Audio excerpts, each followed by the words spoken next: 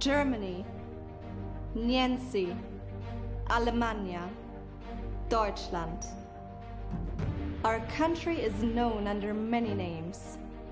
But what defines us as a nation? Who are we? We are technology, engineering, craftsmanship that goes beyond perfection. We are innovation, ideas, creativity that goes beyond imagination. We are science, progress, change that goes beyond expectations. We are sustainability, development, responsibility that goes beyond our generation. We are entrepreneurship, leadership, opportunities that goes beyond profit. We are diversity, smiles, tears, passion. We are the people. We are 75 students from the technical universities of Aachen, uniting entrepreneurship, science and technology. And today, we have the honor of representing all 30 teams from Germany. My name is Benedict, and I like to put a smile on people's faces. I am Daniel, and I love my team. My name is Keanu, and I always try to make a change. I am Nina, and when things go wrong, I turn them around. My name is Amal, and I like spreading the idea of hope. And this is Tuan. He thinks outside the box. We are Enactus Germany, and together we go beyond limits. Today we want to present 3 innovative approaches that empower people to overcome their limits. Limits. Our engineers are famous for overcoming them, but people with disabilities still face limits. These people try to experience an ordinary workday in so-called work centers. But the type of jobs they're offered are mostly monotonous. A single step in a value chain, no final product to be proud of, and the psychological benefit of work is largely lost. But this is where Rebubble starts. Our journey began with a visit to a work center where we met Jasmine. She's 22 years old and one of the people this project is really about. After following her daily routine, we set ourselves a goal. Give Jasmine a product to personally be proud of, a product she enjoys creating. We were looking for something useful that is produced in engaging and rewarding steps. Remember your last day at the hotel? Remember those little soap bars? Have you ever asked yourself what happens to those after use? We took those soap bars and developed a functional recycling process. Together with her colleagues, Jasmine removes the first layer, shreds, and remolds the soap. It is purified and sterilized to ensure a hygienic product. Our soap is continuously tested and fulfills all production and safety regulations defined by German law. At the end of our first working day, Jasmine asked us a simple question. Can I take my soap home? This really showed us that Rebubble was on the right track. We knew we had to make this project sustainable to guarantee long-term job opportunities and really help the people at the center. First, we focused on our soap supply. We created a cooperation with the international hotel chain Leonardo. They were looking for a solution to improve their ecological footprint. Their waste is our opportunity. Secondly, we needed a larger market. We successfully approached the Rave Group, one of the biggest retail chains in Europe, and got our soap listed in their product portfolio, making it the first ever recycled soap to be offered in Germany. Many German social enterprises fail. They can't remain at a competitive price, eliminating most potential customers. And here is our big advantage. We offer a social alternative while staying in the same price segment, $1.20. Let me show you how. 35 cents are profit for Rave. 40 cents cover operating costs and taxes. So 45 cents per piece go directly to the work center where it pays wages and covers profits. Right now, we tap into 3 out of 50 Leonardo hotels in Germany. This amounts to 900 kilograms of soap a year, producing 8,500 bars of new recycled soap and generating a total turnover of more than $10,000. With partners as strong as Leonardo and Rave, Rebubble will spread all over Germany, helping the work centers empower their people as we go. We broke through the limits of most social enterprises by developing a social but competitive business. We empowered Jasmine and 50 others to go beyond their limits. In their new job, they execute every step of the process entirely on their own. Emphasizing their share in the production, everyone writes their name on the packaging. Now Jasmine can proudly show off her very own soap.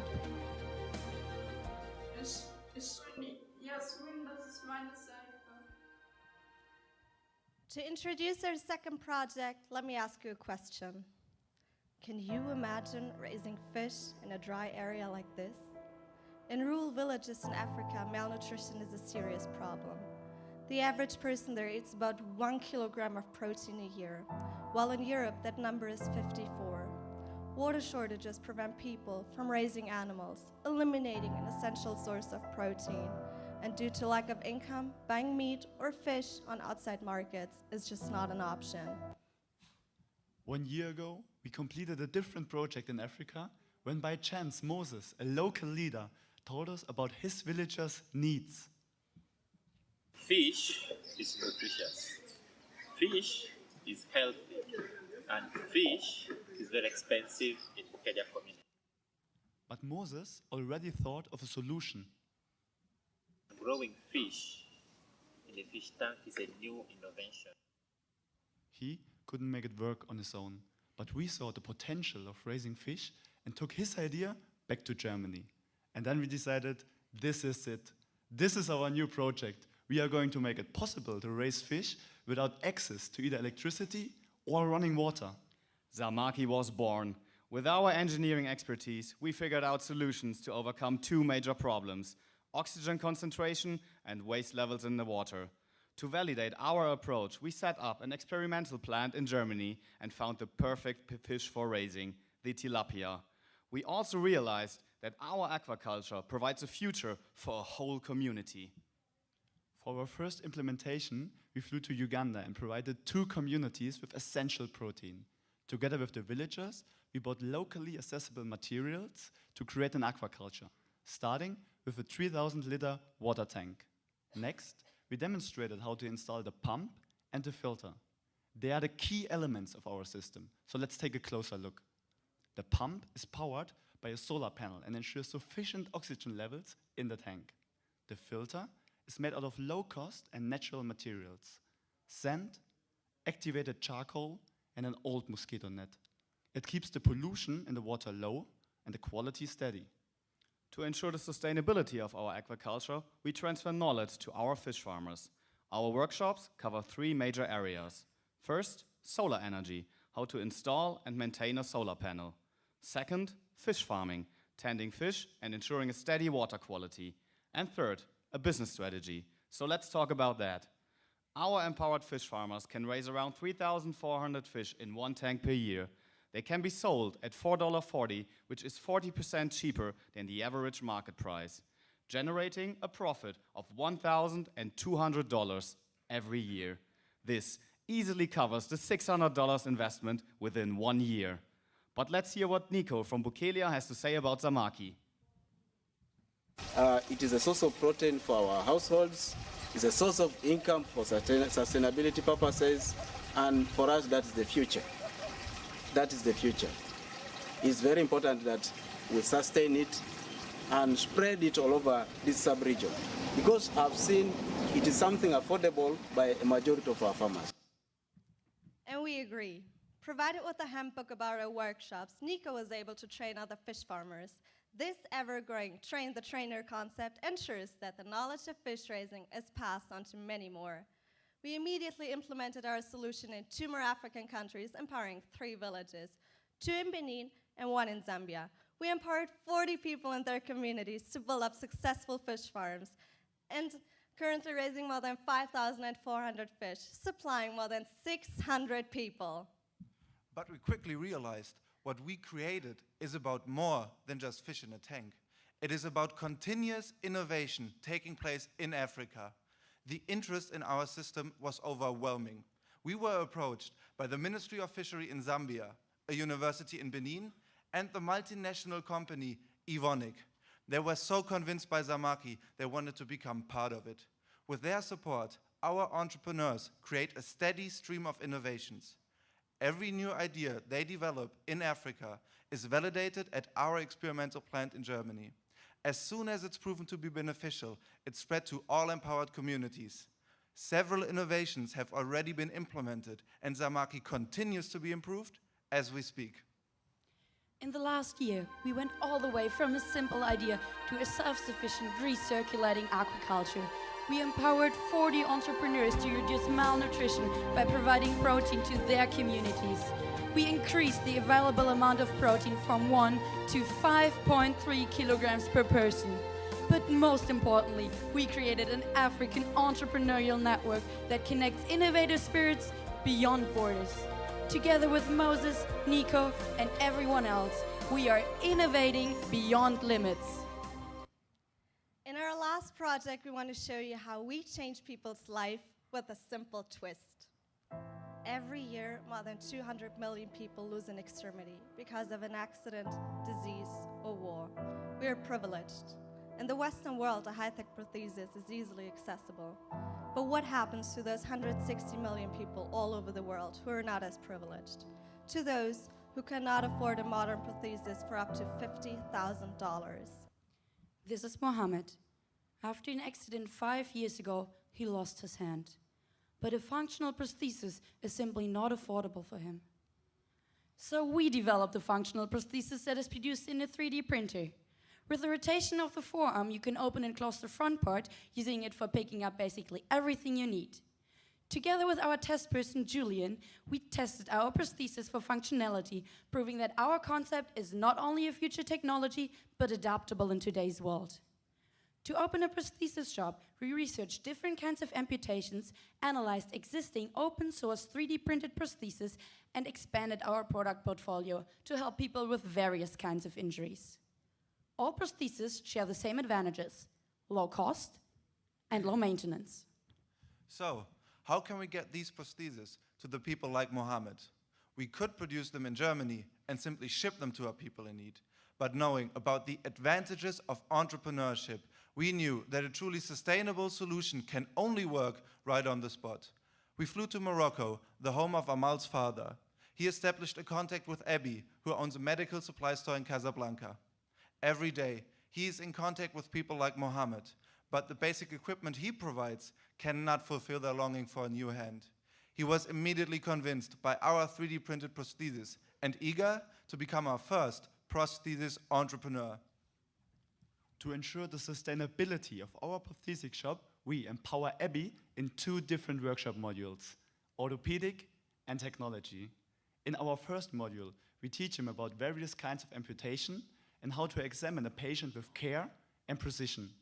This includes a visual exam, as well as creating a plaster cast for further measurements. But medical knowledge is not enough. By teaching him about 3D printing, he's able to use and maintain our newly introduced technology. With the measurements gained from the plaster cast, he's able to digitally customize each prosthesis. The last step on the way to your new hand is simply pressing start. The 3D printer produces a newly made artificial prosthesis entirely on its own. But let's get back to our actual people in need. Why is this prosthesis affordable for people like Mohammed? There are costs for materials, production, and the depreciation of the 3D printer. To complete our business model, Abby gets a profit of $30 for his work as a social businessman. Adding this up, one prosthesis costs just $100. This is 500 times cheaper than the prosthesis with comparable functions. 500 times cheaper. And this is what Mohammed needed. It is much more than just an affordable pricing. It is Mohammed's chance to take matters back into his own hands. And to make sure that Mohammed is not the only one, we started a cooperation with local hospitals. They bring people to Abby's shop where he can take care of their needs. But how can we reach the other 160 million people all over the world who need a prosthesis? We were approached by the United Nations. Together, we're looking forward to scale up AmaPro all over the world. Today, we showed you how we enabled Abby to provide a functional prosthesis for Mohammed and many more. Going beyond the personal limits of Mohammed, we gave him a chance to better participate in daily life. But we have a greater vision in mind. All of us here today have the potential to spread our idea all over the world. So now it's your turn. Check your contacts. Show us the next entrepreneur. Be the change for one of those 160 million. Medical care is a human right and not a privilege. Today, we share 3 stories with you about how we empowered people to go beyond their limits, uniting entrepreneurship, science, and technology. 75 students from the technical universities of Aachen turned innovative ideas into real-life solutions. A recycled soap broke the employment limits of 50 people with disabilities, giving them a source of pride. 6 fish farms empowered rural communities in 3 African countries to prosper beyond the limits of malnutrition. Affordable prosthesis empowered Abby and Mohammed to break the limit of a restricted healthcare system. Together, we enable people to enter new and bigger markets. To connect innovative spirits in an entrepreneurial network. To help others take matters back into their own hands. We are Enactus Germany, and together we are going beyond limits!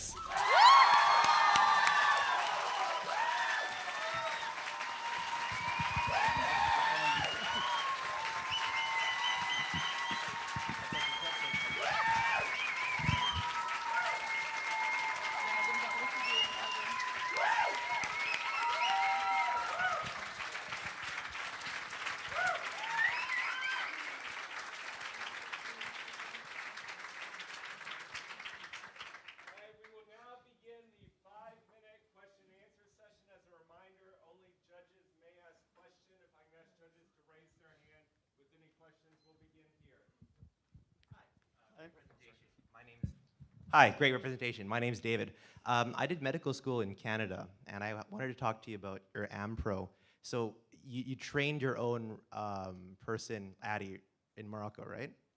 Okay.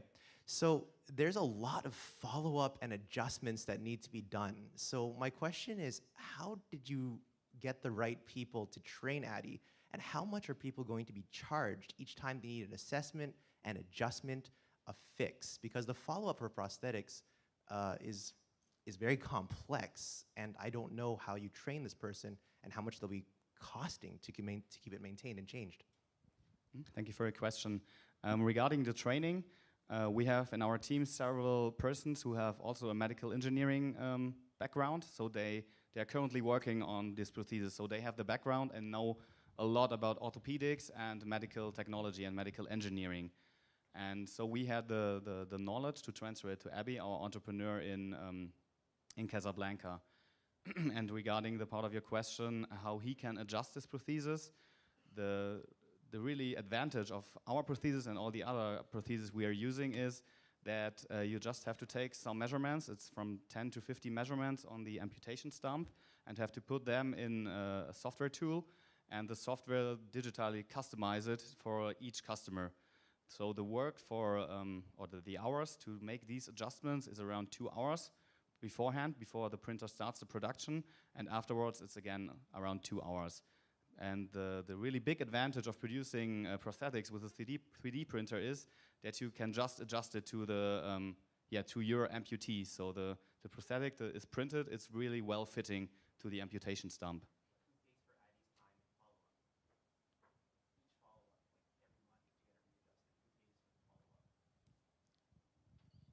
Sorry, I didn't get your question.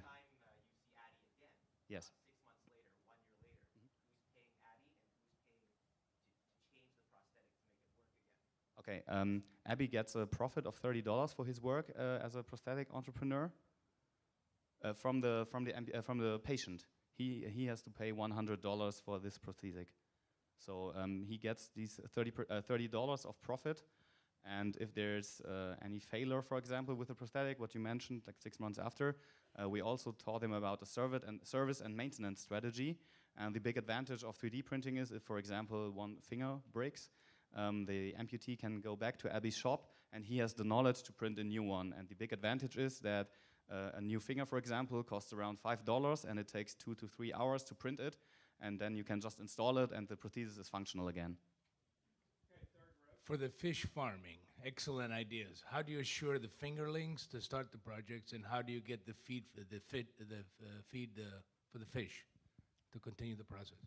So the fingerlings we get from a local pond. So in our regions, in the area of our rural villages, you have fish ponds. They raise fish in the pond, and then we get the fingerlings from them. Our entrepreneurs can get them there. And our big advantage is that the tilapia that we are using is really easy. He can eat, when it's a little bit bigger, he eats kitchen rest. So that's no problem for him, that for the fish, that the entrepreneurs can just, whatever is left over in the kitchen, they put in the tank, and the fish are happy about it. On AmoPro, can you tell us more about the cost of the 3D printing machine and like the number of units created and the expected lifetime of the printers? So the printer we are using costs around $1,500. The big advantage of our prosthetics is that you don't need this high-tech printer to produce them. A simple MakerBot, for example, is just enough for this. And as I mentioned in the presentation, the depreciation is $10 in one prosthesis. So if you add it up, Abby needs to produce around 150 prostheses to amortize the 3D printer. And in the last weeks, we've been to Casablanca to teach Abby our workshops. And during that time, we've been 10 days there. There have been 38 amputees there to get a new prosthetic. So there's a lot of need for prosthetics down there. So right now, we're thinking that Abby can produce around 2 or 3 prosthetics per week. So the printer will be amortized within 1 year. Thanks, folks. Super presentation. I want to ask about the fish farm. How could you make this technology available to everyone, everywhere, perhaps even without involving you guys? I'm afraid the time has expired.